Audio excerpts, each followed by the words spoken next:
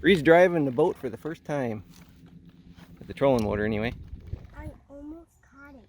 There's a bass down there. He's looking at it. The water here is super clear. You can see right down in there. You got one, buddy. Look at that. Right there. Pumpkin seed sunfish. Good job, bud. Well, welcome everyone to the last stop on the Midwest tour. My name is Randy. This is Go Midwest Fishing, and we're back home in Minnesota. So, Reed's here fishing. We're in Square Lake. This is a lake close to our house. It's one of our favorite lakes. It's super clear. There's a county beach there. This is a place where a lot of scuba divers come to learn how to scuba because it is such a clear, deep lake. And on the north end here, it's actually pretty good fishing for some panfish. Reed already caught one. So when we got here, I caught one. So he might pull one in. He's playing with a few down there right now. So let's start off with our pop quiz about Minnesota. First, the Minnesota nickname. Technically it's the North Star State, but most people know it as the land of 10,000 lakes. So how did Minnesota get its name? Well, like a lot of these states around here, it's an old native word. This one comes from the Dakota Sioux. Minnesota, spelled a little different, M-N-I-S-O-T-A.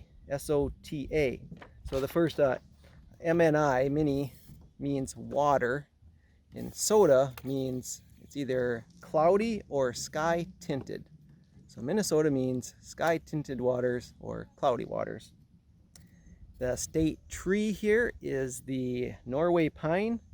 State flower is the lady slipper. I've never seen one of these. They're really cool. We find these once in a while when we head up north. The flowers on them look just like a lady slipper. It's where they got their name. The state bird is the common loon. If you've watched any of my fishing videos, I got a lot of B-roll of the loon swimming by because they're all over up here. And the state fish is the walleye. All right, catch one yet? Nope. Oh, he's working on it. All right, fun facts about Minnesota. Well, one of the most favorite things of all Minnesotans is the Minnesota State Fair. It grows every year. 2019 was a record attendance of over 2.1 million people. And last year, due to the pandemic, they didn't even open. So it's pretty sad. So kind of curious this year how it's going to turn out. There's going to be like even more people because they didn't get to go a whole year. And Minnesota State Fair is the place where Teddy Roosevelt gave his famous speech where he said, "Speak softly and carry a big stick." All right, Minnesota is known for its lakes and rivers. So it has 69,200 miles of rivers. That's enough to circle the equator 2 3/4 times. And it's a land of 10,000 lakes, but it technically has over 14,000 lakes that are 10 acres or more. Now, Wisconsin claims to have 15,000 lakes, but it comes down to a kind of a heated debate of how do you actually define a lake. So they're pretty close though. Land of 10,000 lakes was up for grabs between two of them. Minnesota ended up with that, and Wisconsin ended up being the dairy state. All right, there's a lot of boats around here. It's got one recreational boat for every 6 people in the state. That's 909,528 boats. That's more than all the people that live in South Dakota or North Dakota. The DNR here stock the lakes here with 256 million fish every year, and the fishermen pull out over 18.9 million pounds of fish every year. That's enough to fill 10,384 pickup truck beds. That's a lot of fish. Some places to see in Minnesota.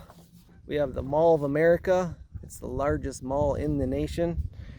And it's big enough to park 32 Boeing 747s inside. If you head up north, we have the Boundary Waters Canoe Area. It's 1 million acres of just pure wilderness. No motors are allowed, so if you go up there, you have to have a permit, and you can only take a canoe and paddle. If you've seen my last video uploaded of Burnt Side Lake, the north side of that lake is actually the boundary of the Boundary Waters. So if I fish any further north, I couldn't take my boat there. One of the most scenic drives we have in Minnesota is called the North Shore. You see him? We got the North Shore Scenic Drive. You start at Duluth and just go up Lake Superior. It's one of the prettiest drives. You go by places like Gooseberry Falls. You got one yet? Nope. Look at him. Okay, cool soon. Yep, pretty soon. He knows what's coming.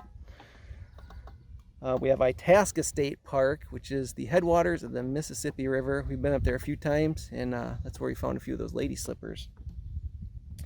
We also have Voyagers National Park, another just pristine area. If you saw my fishing video on Lake Cabotogama, that was actually inside the Voyagers National Park there. And last but not least, this is the home of the Spam Museum. Not the spam you get in your email, the canned meat spam. They make it here, and they have a whole museum. You can get in. Admission is free if you want to go visit that. All right, as the title states, this is the Cannonball issue. I've been challenged in the comments to do a cannonball in the lake, so here you guys go. All right, everyone, just want to thank you for following along our Midwest tour. It's been great having you. And you ready for this? All right, Slayer Mike, tag, you're it. 3, 2, 1, cannonball!